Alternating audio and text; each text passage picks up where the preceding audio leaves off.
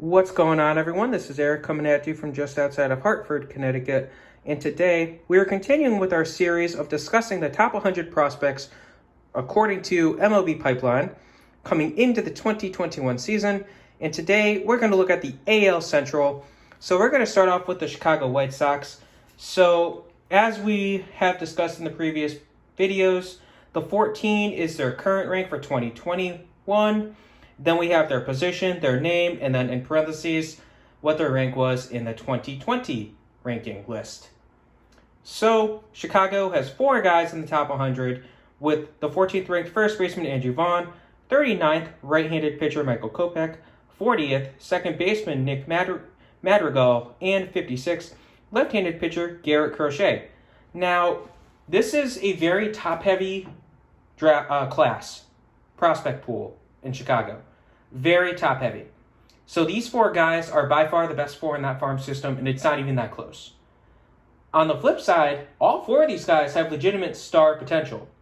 So we saw Vaughn make his debut. We saw all 4 of these guys make their debuts at some point. Now, Kopech, of course, he needed, I think it was Tommy John, so yeah, he didn't do anything in 2020. But interesting fact here about Garrett Crochet, he was drafted in 2020, which is why he was not ranked. And he actually made his debut. He is one of a handful of players to go straight from college ranks to the majors. The most recent being Mike Leake back in 2010. So just a little interesting side note there. Other than that, it's a very strong class.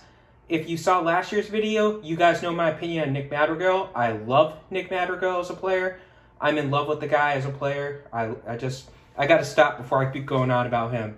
Next, we have the Cleveland MLB Team. They have 3 prospects in the top 100. The 36th ranked third baseman, Nolan Jones, 51st right-handed pitcher, Tristan McKenzie, and 98th shortstop, Tyler Freeman. Not the strongest draft class, or not the strongest class, I should say, if you look at it. But if you look at it closer, you notice they have a lot of talented guys that are young 18, 19-year-olds that weren't necessarily highly drafted. So expect this system to grow with, quantity soon, especially with the fact that they're about to enter a bit of a rebuild. They're already trading away a lot of players. So keep an eye on them. We'll see how they can do.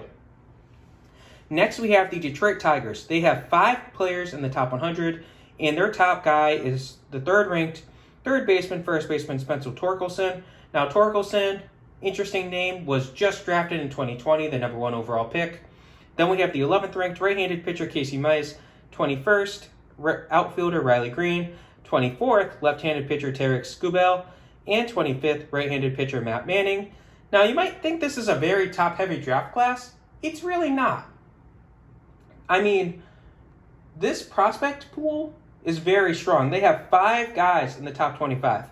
So that right there tells you something with Detroit. Detroit knows what it's doing. They should not be firing their scouting department.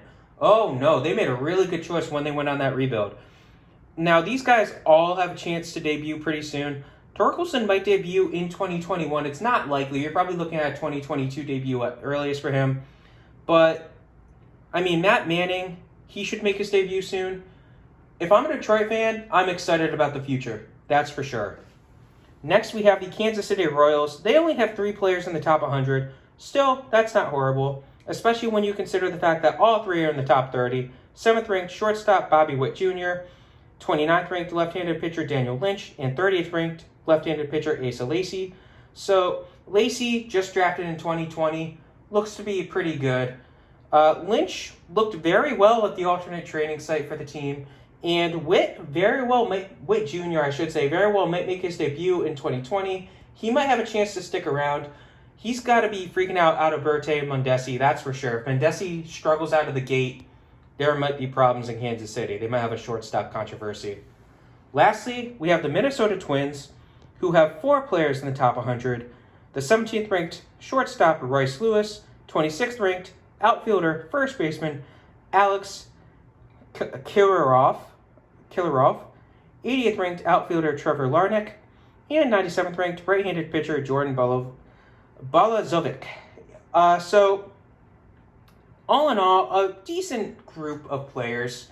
Royce Lewis definitely looks like he's going to be a good player in the majors. We don't know how good he's going to be. Minnesota has had some bad luck in recent years with developing players at the major league level.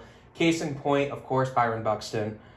Now, Killarov also looks pretty good. He looks like he'll be a good power bat. Lewis is more of a get-on-base guy. These two could be a dangerous duo for years to come. If I'm a fan of any of these AL Central teams, hold maybe Cleveland, I'm excited about the future of my team. Really, Kansas City's up in the air too.